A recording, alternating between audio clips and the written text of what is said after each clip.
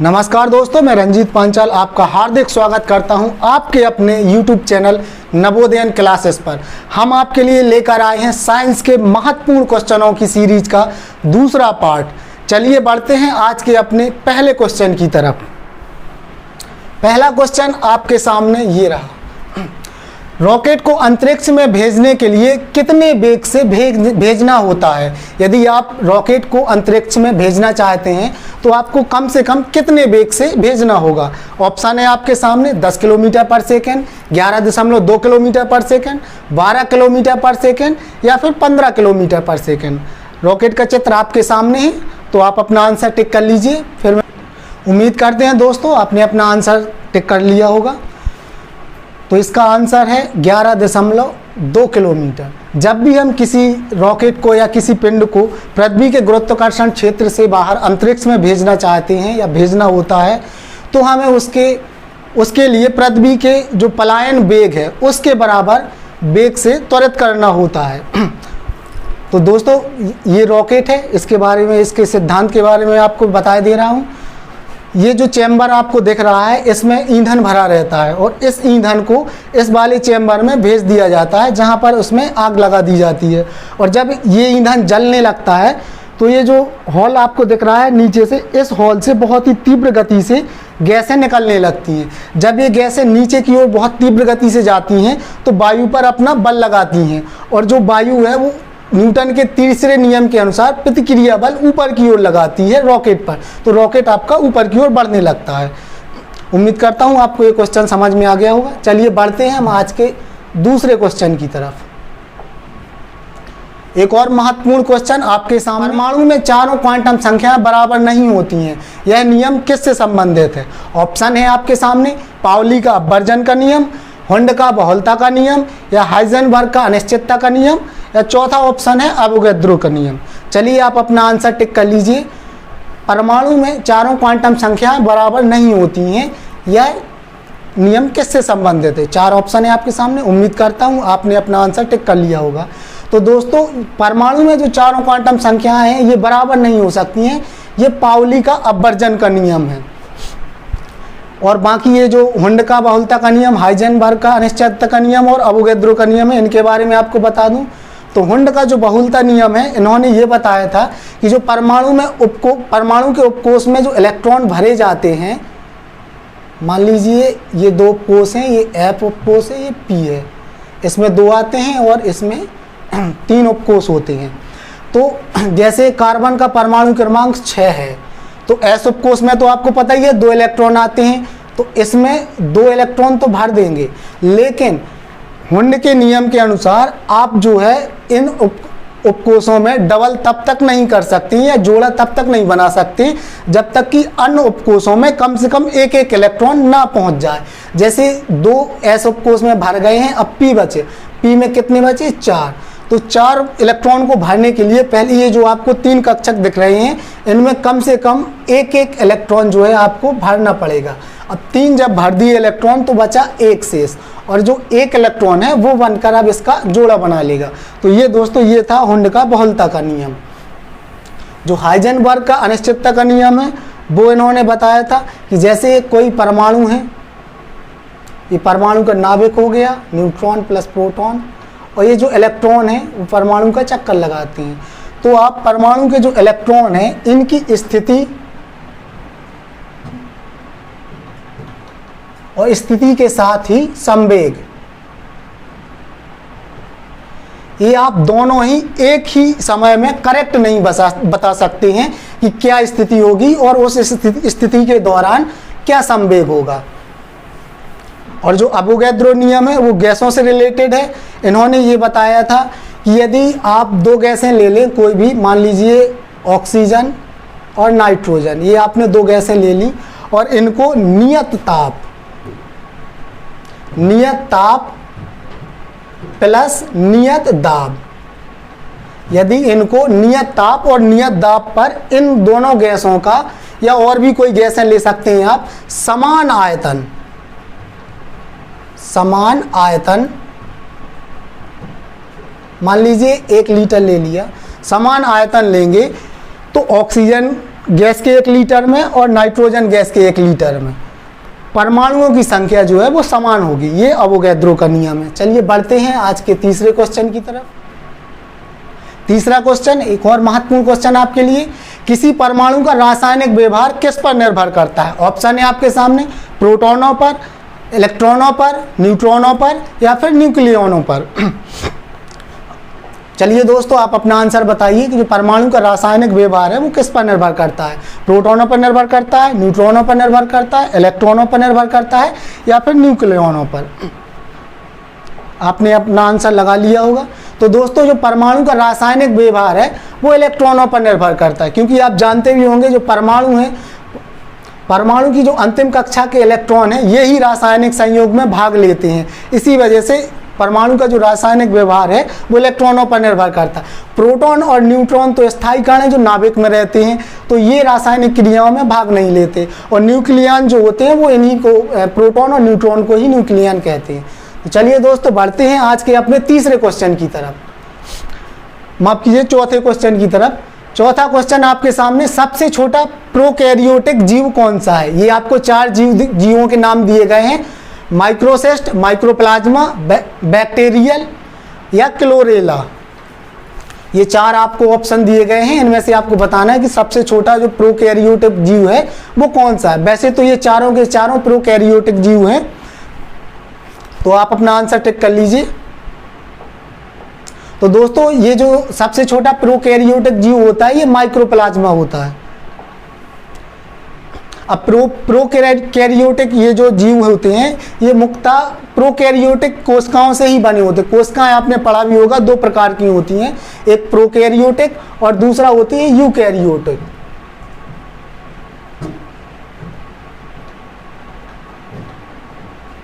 जो आपके सूक्ष्म जीव वगैरह होते हैं, एक कोशिकीय जीव, वो मुख्यतः प्रोकैरियोटिक जीव से बने होते हैं, और जो बहुकोशिकीय जीव होते हैं जैसे मनुष्य हो गया, पेड़ पौधे हो गए या अन्य कोई जानवर, वो यूकैरियोटिक जीव से बने होते हैं, यूकैरियोटिक कोशिकाओं से बने होते हैं।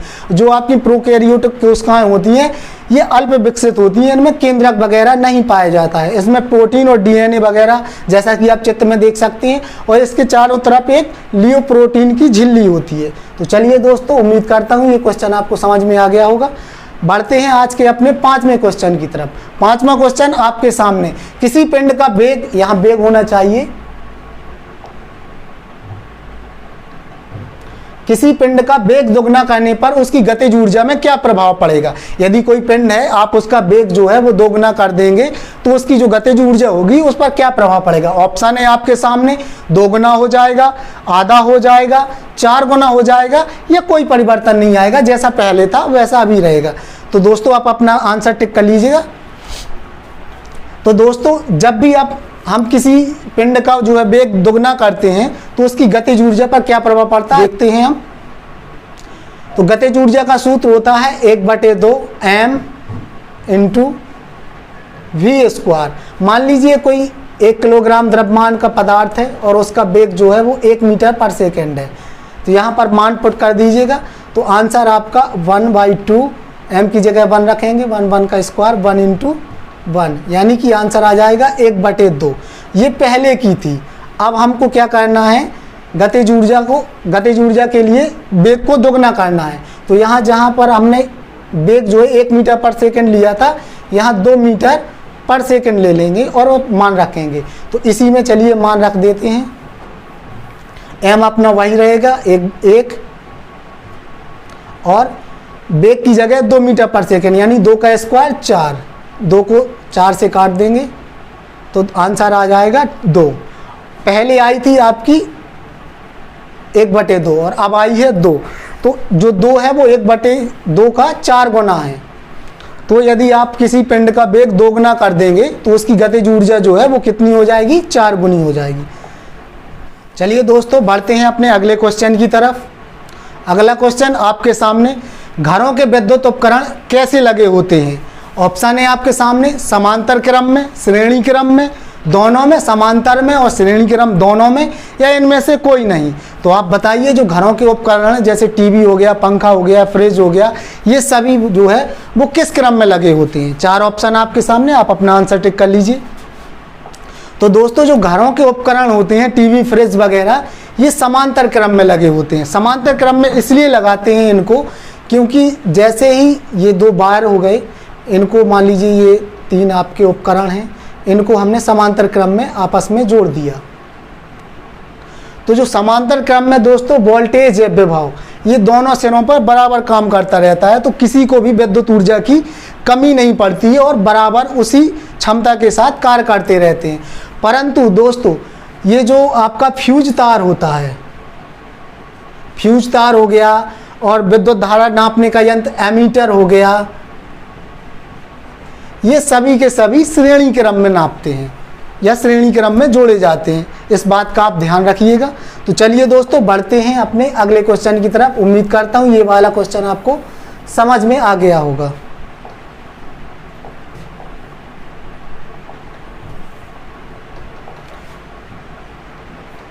एक और महत्वपूर्ण क्वेश्चन आपके सामने, कोशिका की आत्महत्या की थैली किसे कहा जाता है? 4 ऑप्शन आपके सामने, माइटोकॉन्ड्रिया, गोल्जी काय, केंद्रक या लाइसोसोम।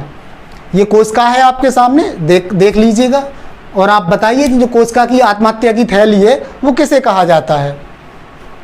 आप अपना आंसर टिक कर लीजिए। तो दोस्तों जो कोशिका की आत्महत्या की थैली है ये लाइसोसोम्स को कहा जाता है। लाइसोसोम्स की खोज जो है वो 1955 में एक वैज्ञानिक थे, डी डूबे,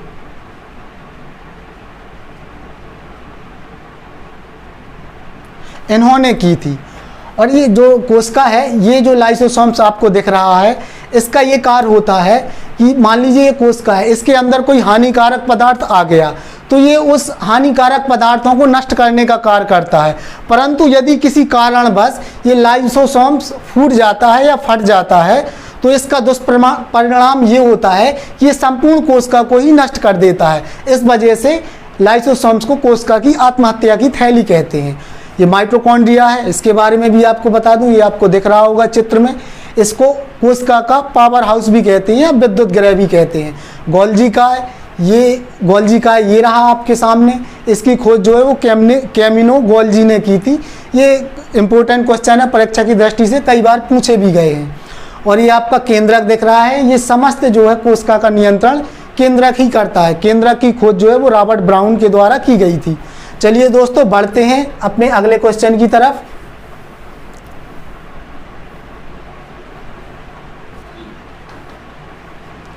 एक और महत्वपूर्ण क्वेश्चन आपके सामने, परिस्थिति शब्द को प्रतिपादित करने का श्रेय किसको जाता है? 4 ऑप्शन है आपके सामने, Robert Brown, Hargobind Khorana, Koelreuter या फिर अरस्तु। ये 4 वैज्ञानिक हैं। आपको इनमें से बताना है कि जो पारिस्थितिकी शब्द है वो इन चारों में से किसने दिया था। आप अपना आंसर टिक कर लीजिए। तो दोस्तों ये जो पारिस्थितिकी शब्द है ये कॉल रिटर के द्वारा दिया गया था। रॉबर्ट ब्राउन के बारे में भी आप जानते हैं, इन्होंने कोशिका की केंद्रक की खोज की थी। हरगोविंद खुराना के बारे में तो आप जानते ही होंगे, ये जो है कृत्रिम जीन के संश्लेषण के लिए जाने जाते हैं, भारतीय वैज्ञानिक हैं।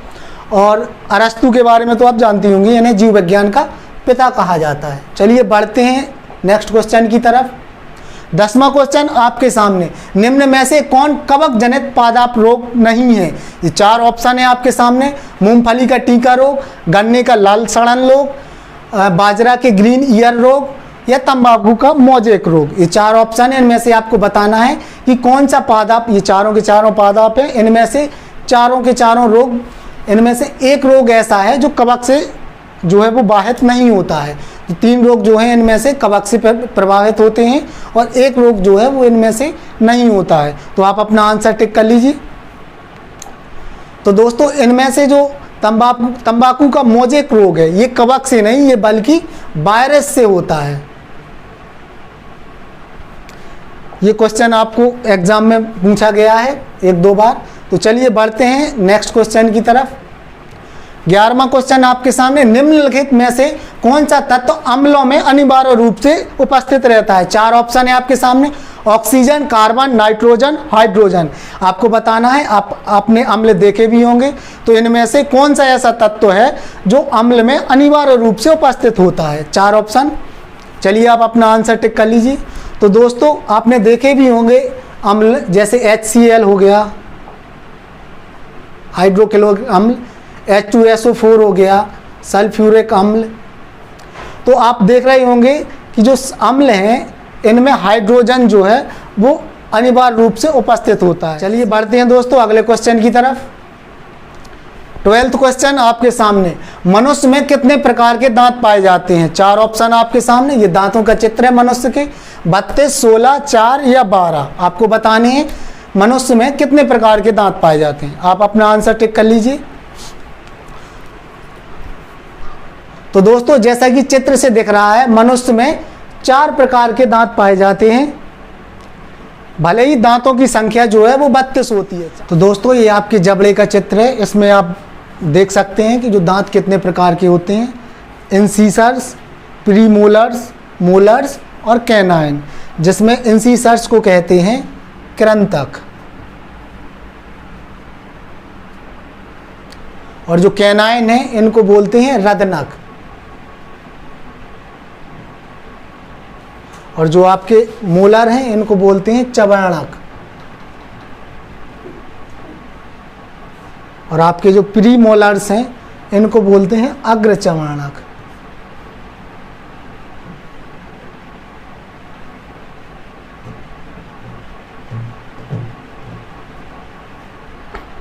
चलिए दोस्तों बढ़ते हैं अपने अगले क्वेश्चन की तरफ। आप इसको नोट कर सकते हैं।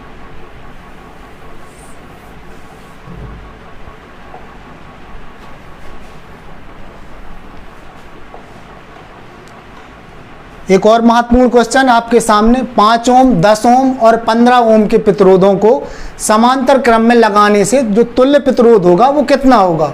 ऑप्शन है आपके सामने 2.2 ओम, बी ऑप्शन है 3 ओम, सी ऑप्शन है 1.5 ओम या डी ऑप्शन है 2.7 ओम।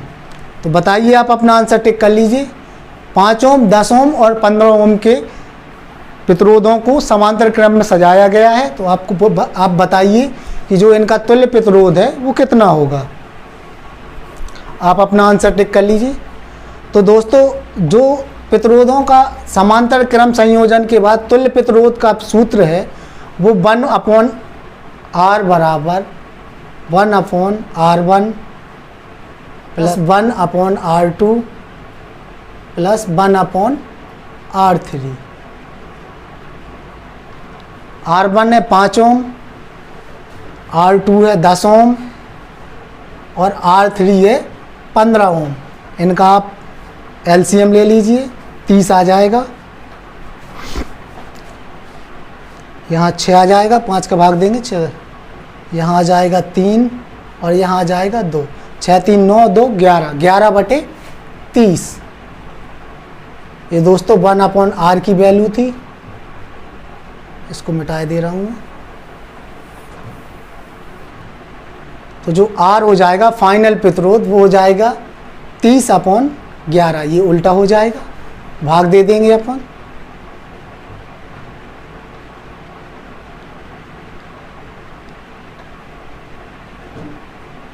तो आंसर आ जाएगा अपना 2.7 ओम, यानी कि डी आंसर।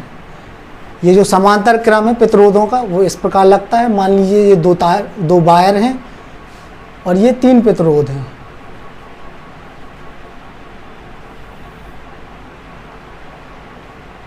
और इनका संपर्क इन दोनों वायरों से कर दिया जाए तो ये जो संयोजन बनेगा ये समांतर क्रम संयोजन होगा। तो चलिए दोस्तों, उम्मीद करता हूँ ये क्वेश्चन आपको समझ में आ गया होगा।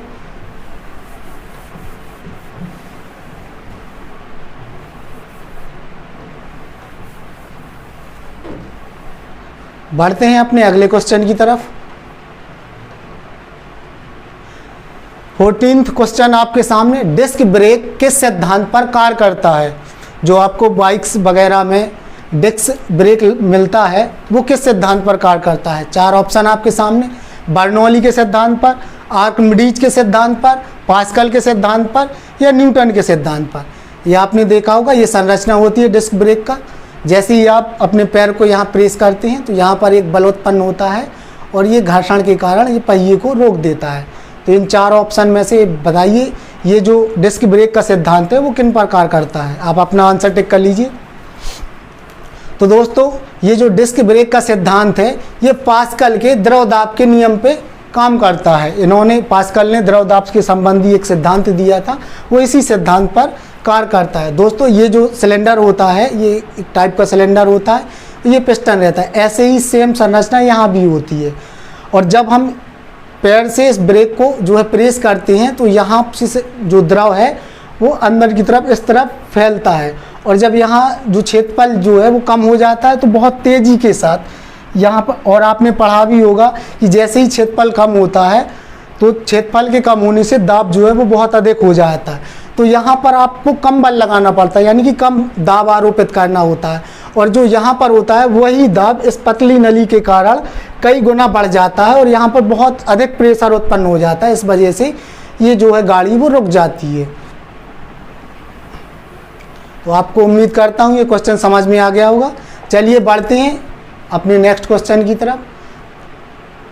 15वां क्वेश्चन आपके सामने, ठोस पदार्थों में ऊष्मा का प्रवाह कैसे होता है? 4 ऑप्शन आपके सामने, चालन, संवहन, विकिरण या फिर इन सभी से। 4 ऑप्शन है आपके सामने। तो बताइए आप, ठोस पदार्थों में ऊष्मा का संचरण किस विधि से होता है? चालन से होता है, संवहन से होता है, विकिरण से होता है या सभी से होता है? आप अपना आंसर टिक कर लीजिए।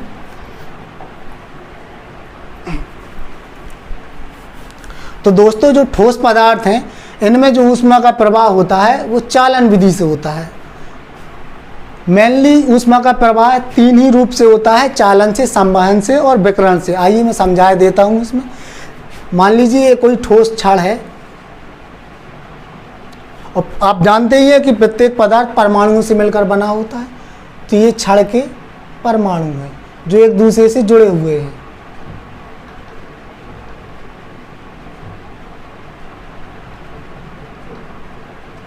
अब आपने यहाँ से छड़ को जो है वो गर्म किया, इस परमाणु को ऊर्जा दी, तो ये परमाणु क्या करेगा, जो इससे परमाणु टच होगा इस परमाणु को ऊर्जा का ट्रांसफर कर देगा। तो ये जो ऊष्मा की विधि होती है एक परमाणु से दूसरे परमाणु को पहुंचाना टच के माध्यम से, ये कहलाती है चालन। संवहन, अब मान लीजिए कोई द्रव है,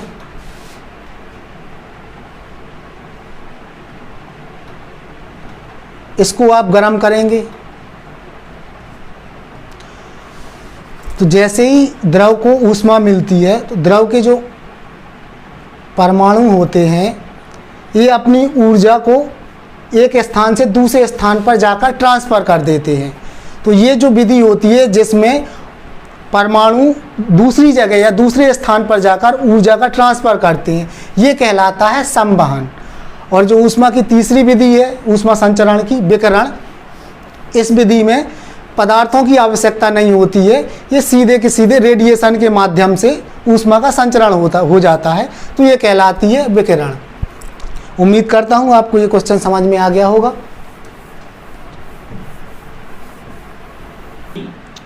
चलिए दोस्तों बढ़ते हैं अपने नेक्स्ट क्वेश्चन की तरफ। एक और महत्वपूर्ण क्वेश्चन आपके सामने, निकट दृष्टि दोष को कैसे दूर किया जाता है? 4 ऑप्शन आपके सामने, उत्तल लेंस से, अवतल लेंस से, उत्तल अवतल दोनों से या फिर शंकुआकार लेंस से। 4 ऑप्शन है। आप बताइए कि जो निकट दृष्टि दोष है वो कैसे दूर किया जाता है, किस लेंस का उपयोग करते? आप अपना आंसर टिक कर लीजिए। तो दोस्तों जो निकट दृष्टि दोष है उसको अवतल लेंस से दूर किया जाता है। आइए मैं बता देता हूँ। जो दोस्तों निकट दृष्टि दोष है इसमें आपको निकट की वस्तुएं तो दिखाई देती हैं परंतु दूर की वस्तुएं नहीं दिखाई देती हैं, क्योंकि जो आपका दूर बिंदु अनंत पर होना चाहिए वो अनंत पर ना होकर पास आ जाता है। इस वजह से आपको दूर की वस्तुएं जो है नहीं दिखाई देती हैं। आपको डायग्राम के माध्यम से समझा दे रहा हूँ। मान लीजिए ये आपकी आँख है, अनंत से जो है वस्तु वो प्रकाश की तरंग समांतर आती हैं, तो जब भी आपके लेंस से टकराती हैं तो इसमें क्या होता है, ये मान लीजिए रेटिना है, चित्र आपका रेटिना पर बनना चाहिए, लेकिन क्या होता है ये पहले ही रेटिना के पहले ही इसको फोकस कर देता है।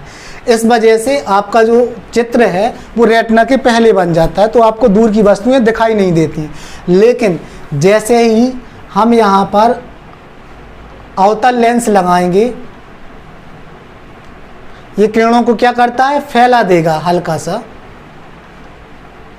तो जो आपका चित्र है वो फिक्स बिल्कुल रेटिना पर ही बनता है और आपको वस्तुएं दिखाई देने लगती हैं।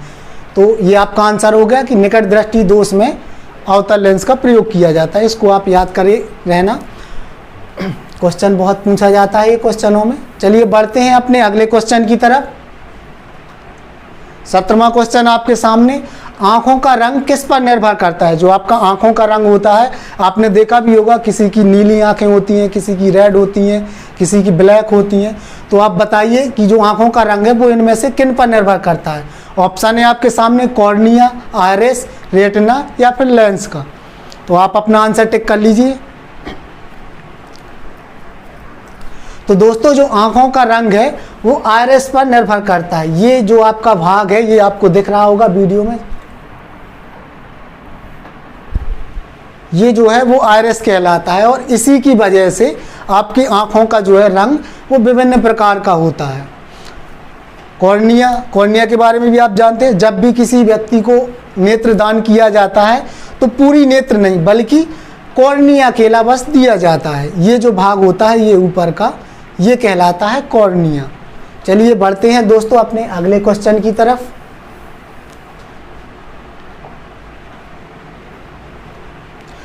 18वां क्वेश्चन आपके सामने, ये भी एक महत्वपूर्ण क्वेश्चन है। धावकों को तत्काल ऊर्जा के लिए क्या दिया जाना चाहिए। आपको उसेन बोल्ट की फोटो दिख रही होगी, ये दुनिया के नंबर 1 धावक हैं। 4 ऑप्शन है आपके सामने, विटामिन, प्रोटीन, वसा या कार्बोहाइड्रेट। तो बताइए दोस्तों, इनको ऊर्जा के लिए, तत्काल ऊर्जा, तुरंत ऊर्जा के लिए क्या दिया जाना चाहिए। इन 4 ऑप्शन में से आप अपना आंसर टिक कर लीजिए। तो दोस्तों ये जो खिलाड़ी होते हैं, मान लीजिए उसेन बोल्ट 500 मीटर की रेस दौड़े और 500 मीटर के बाद थोड़ी सी उनमें थकावट आ गई, अब इन्हें पता चला कि हमें एक और रेस दौड़नी है। तो इनके अंदर जो ऊर्जा की कमी है, अब इनको ऊर्जा की पूर्ति करनी है, तो इनको इनमें से कौन सा पदार्थ लेना चाहिए। तो दोस्तों जब तत्काल ऊर्जा के लिए किया जाए तो हमको कार्बोहाइड्रेट लेना चाहिए, क्योंकि कार्बोहाइड्रेट से तुरंत ऊर्जा मिलती है। ये जो ग्लूकोज वगैरह है वो कार्बोहाइड्रेट ही हैं।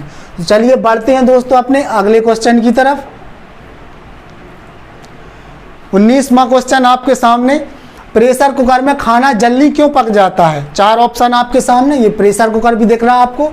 जल के क्वथनांक बढ़ने के कारण, दाब के कम होने के कारण, तीसरा ऑप्शन जल के क्वथनांक कम होने के कारण, या इनमें से कोई नहीं। बताइए आप, जो प्रेशर कुकर में खाना जो है वो जल्दी बन जाता है, बनाया भी होगा आपने, तो आप अपना आंसर टिक कर लीजिए।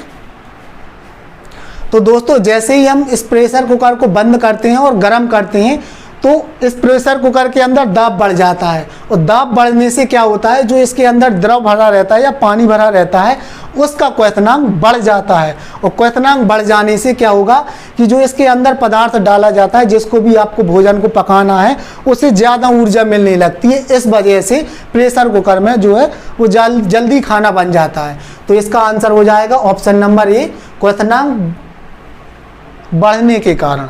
दाब बढ़ता है, दाब के बढ़ने से जल का क्वथनांक बढ़ेगा, और क्वथनांक बढ़ेगा तो प्रेशर कुकर में खाना जल्दी बनेगा। चलिए बढ़ते हैं आज के अगले महत्वपूर्ण क्वेश्चन की तरफ। 20वां क्वेश्चन आपके सामने, कमरे में पंखे को चलाने से कमरे के ताप पर क्या प्रभाव पड़ेगा। मान लीजिए आप कमरे में बैठे हैं और पंखा नहीं चल रहा है, आपने अचानक से पंखा खोल दिया या चला दिया, तो कमरे के ताप पर क्या प्रभाव पड़ेगा। 4 ऑप्शन आपके सामने, बढ़ेगा, घटेगा, स्थिर रहेगा, या पहले घटेगा फिर बढ़ेगा। चलिए दोस्तों आप अपना आंसर टिक कर लीजिए।